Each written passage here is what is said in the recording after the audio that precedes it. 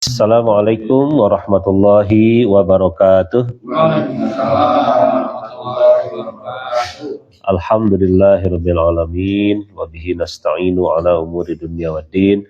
Wassalatu wassalamu ala asyrafil anbiya'i wal mursalin sayyidina Muhammadin wa ala alihi thayyibin at-tahirin wa ashabihil mayamin muntajabin. Asyhadu la ilaha illallah wa la syarikalah wa asyhadu anna Muhammadan abduhu wa rasuluhu alladzi la nabiyya ba'dah. Alhamdulillah para pemirsa rahimakumullah, kita bisa bertemu kembali dalam majelis ilmu dalam rangka mengisi malam ganjil. Kalau di umum itu adalah malam ganjil yang pertama, sedangkan bagi sebagian lagi ini adalah malam ganjil yang kedua karena hitungan pertamanya adalah dari malam ke-19. Disiarkan secara langsung dari Gang Samsi, Ciawel, Kota Sukabumi, dari rumah almarhum Kang Iqbal Sudrajat bin Acim. Semoga Allah meluaskan kuburnya, menerangi dan memberikan kebahagiaan kepadanya dan juga kepada para ahli kubur kita semuanya. Hadirin rahimakumullah, di malam yang kedua dalam rangka ikhtiar kita mengisi ihya menghidupkan Lailatul Qadar malam ke-21,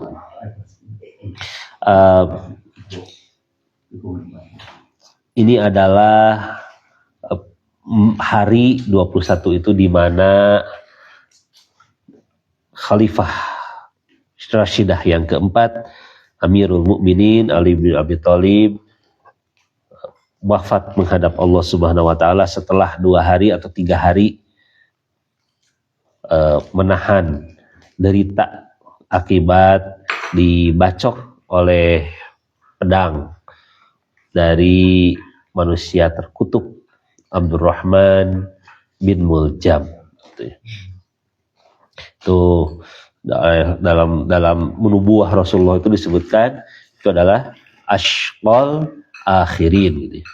Ashqal awalin, orang-orang yang celaka dari generasi awal itu adalah kaum Samud yang membunuh unta Nabi Saleh. Kemudian ashqal akhirin itu adalah orang-orang yang membasahi janggutmu dengan darah ya Ali. Jadi Rasulullah memberikan jauh-jauh hari gitu berita gaib dari Allah terhadap nasib dari Amirul Mukminin. Kalau kita diberitahu seperti itu, kira-kira bagaimana ini? Gitu ya. Wahai Mang Ajang, gitu. Nanti sekian puluh tahun lagi Mang Ajang akan berlumuran darah karena ada yang membacok dari belakang. Nah, gitu. Gimana rasanya? Ti ayeuna ge geus teu ngeunah dahar, pastinya teu ngeunah sare. Gitu. Kaemutannya terus ini kapan terjadi gitu.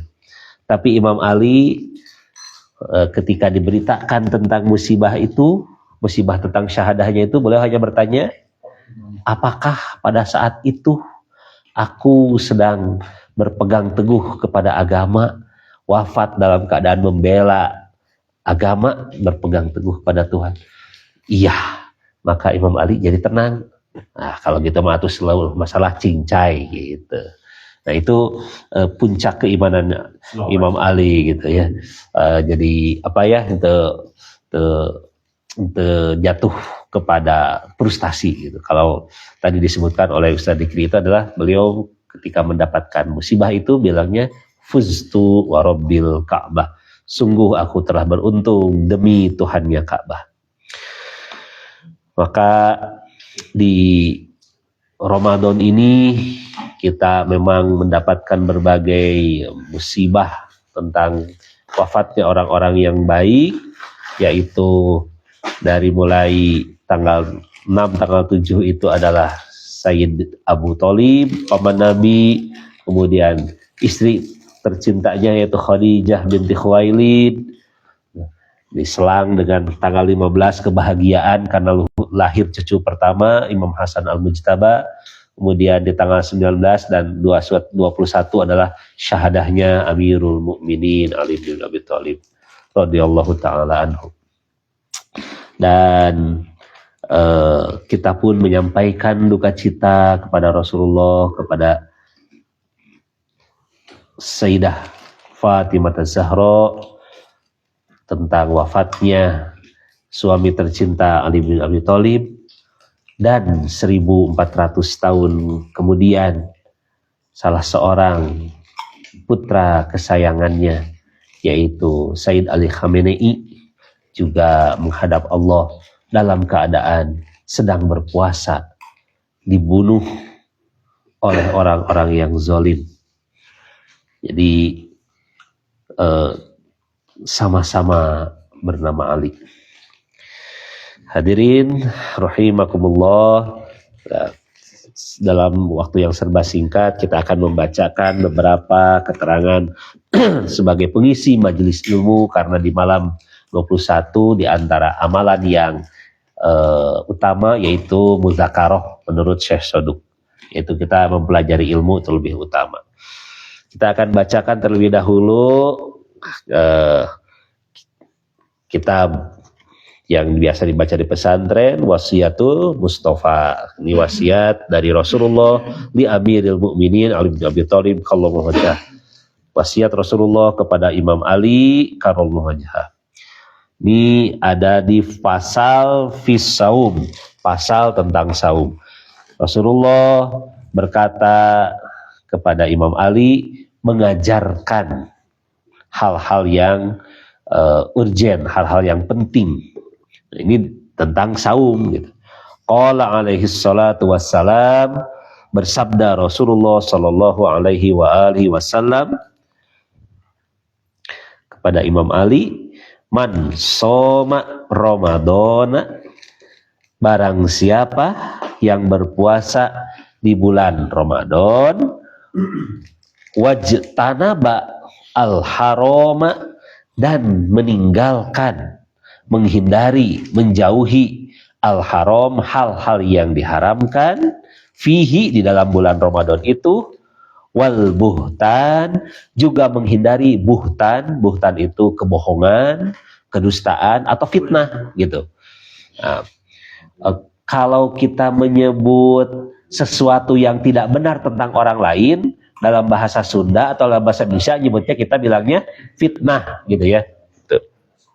Nah, dalam bahasa Al-Quran lebih tepatnya itu namanya adalah buhtan, kebohongan. Ya. Buhtan, ya. Ba, ha, ta, nun, ta, alif, nun. Ya, buhtan itu kebohongan, fitnah. Seperti sekarang misalkan, na'udzubillah min dzalik ya, ketika Sayyid Ali Khamenei wafat, itu saya nggak ngerti, itu banyak itu akun-akun terutama dari non-muslim ya yang mengatakan Sayyid Ali Khamenei itu sampai punya 22 istri, 200 selir. Dan itu dari mana itu? Kebohongan yang luar biasa nyata itu ya. Gitu. Kemudian mereka berbahagia karena aktor utama pembantaian ratusan ribu kaum muslimin di Suriah gitu. Itu luar biasa, itu kebohongan-kebohongan yang 100% bohong gitu. Itu buhtan gitu. Nah, kalau kita tidak menjauhi buhtan, berarti puasanya rusak gitu. Makanya saya di bulan Ramadan ini memang harusnya lebih kalem ya menghadapi itu, tapi saya nggak tahu sekarang jadi sering ngegas ini di Facebook itu gitu. Karena jadi saya lawan balik aja, saya kasih penjelasan gitu, udah gitu ya. Apa alasannya gitu? Mana fitnahnya? Mana bukti fitnahmu gitu? Bahkan di bagian-bagian tertentu, sebagaimana malam kemarin saya sebutkan, saya melaknat itu. Termasuk saya melaknat ustadz yang bilang bahwa Iran pura-pura menyerang Israel. Rudalnya hanya menyentuh atau mengenai tanah-tanah kosong. Itu saya langsung berkomentar secara spontan, ustadz terlaknat. Tuh kalau saya. Tong disebutkeun bagus. Seueur fansna Pak. Ya, saya begitu ya. Saya bilang begitu karena saya berani lah ya, berani di hadapan Allah gitu ya. Karena itu jelas-jelas buhtan. Gitu. Jadi balik lagi, barang siapa yang berpuasa di bulan Ramadan, nah, wajtanabal haram, menghindari yang haram, fihi di dalamnya, wal buhtan, dan kebohongan-kebohongan, fitnah-fitnah, hoaks-hoaks gitu kan. Rodiya anhu, diridoi anhu, atasnya, ar-Rahmanu. Jadi Allah yang maha pengasih meridoinya. Tuh. Ini kalimatnya rodiya anhu. Jadi kalau kita ingin mendapatkan level seperti para sahabat kan gelarnya pasti pakai radhiyallahu anhu. Nah, kalau kita ingin diridhoi oleh Allah seperti para sahabat, itu kita berarti harus dalam puasa Ramadan ini menghindari yang haram dan kebohongan. Itu ya. Radhiyallahu anhu ar-Rahman, Allah yang maha pengasih, memberikan keridhoannya atau kerelaannya. Wa aujaba lahul jannah, dan wajib baginya surga. Tuh gitu. Ya. Jadi kita dapat dua keuntungan, yaitu keridhaan dari Allah dan surga.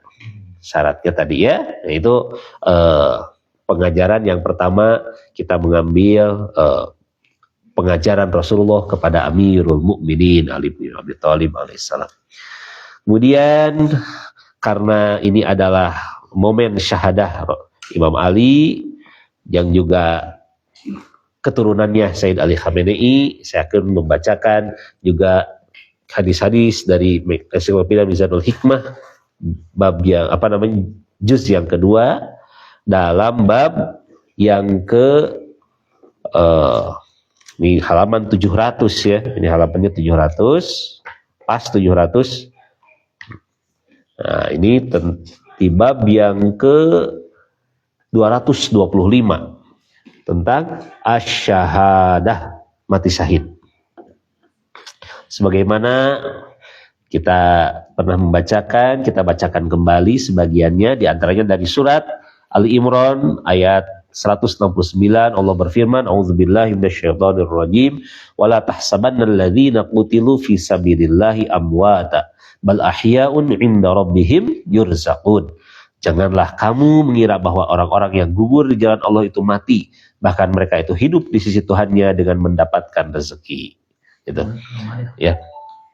Nah, kemudian dalam hadis lain, dalam hadis dari Rasulullah, di atas setiap orang yang berbuat baik itu terdapat orang yang baik hingga orang itu terbunuh di jalan Allah.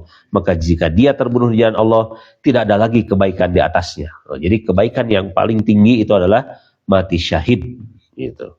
Mati syahid. Ya. Gitu.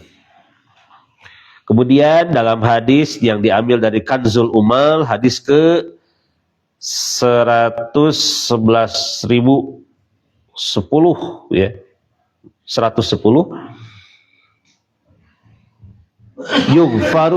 yughfaru lisyahid kullu dzambin illa dain. Rasulullah bersabda, orang yang mati syahid diampuni semua dosanya tanpa terkecuali, diampuni semua dosanya. Tapi ada kalimat terakhirnya itu illa dain, kecuali utangnya. Ya.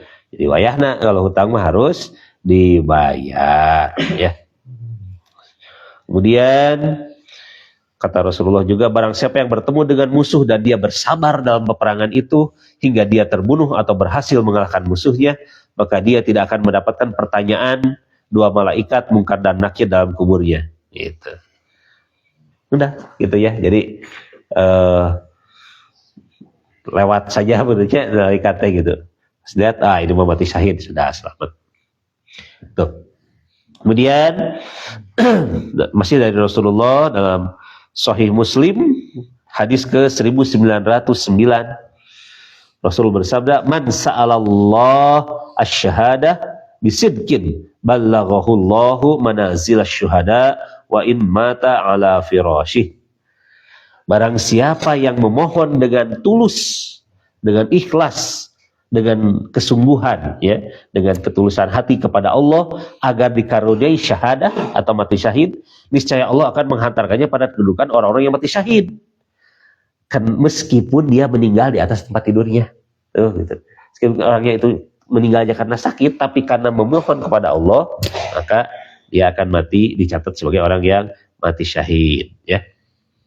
Tuh. Dalam hadis lain, kalau tidak salah dalam kitab Irsyadul Ibad, itu ada keterangan, siapa yang tidak pernah memohon untuk berjuang di jalan Allah, untuk berjihad di jalan Allah, maka ada titik kemunafikan dalam hatinya, gitu. Jadi kita tadi juga kan dari mulai tadi kita membacakan doa, di antara kan doa-doa supaya kita syahid, itu ya. Ada. Baik. Kemudian dua hadis lagi dari Rasulullah Shallallahu Alaihi Wasallam dari Kanzul Umal kembali, hadis ke 11.205. Man kutila duna madlimatihi fahuwa syahid.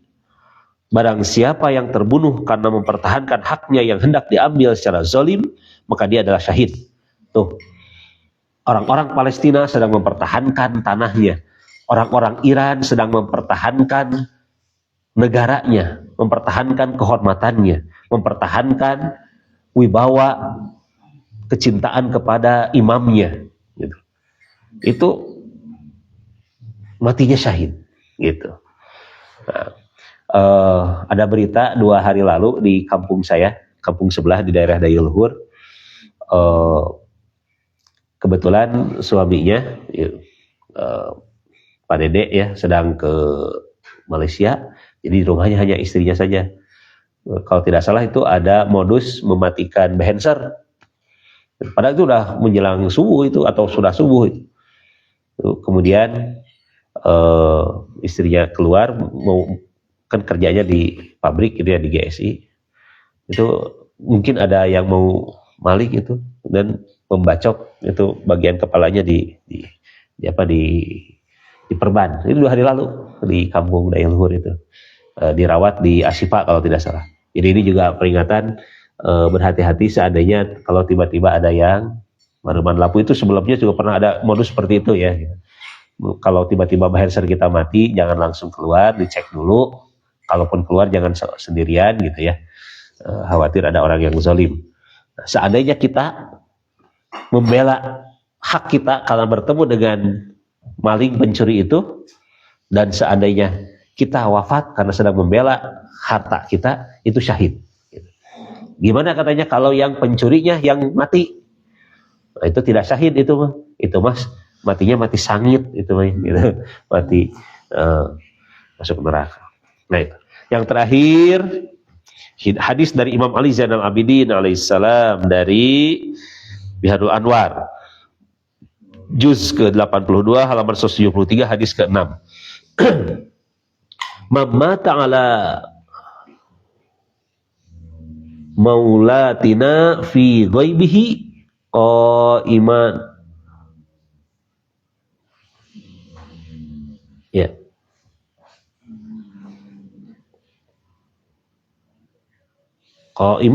Qaimana a'tahullahu ajra alfi syahid misl syuhada Badar wa Uhud. Misli syuhada wa Uhud, Badar wa Uhud.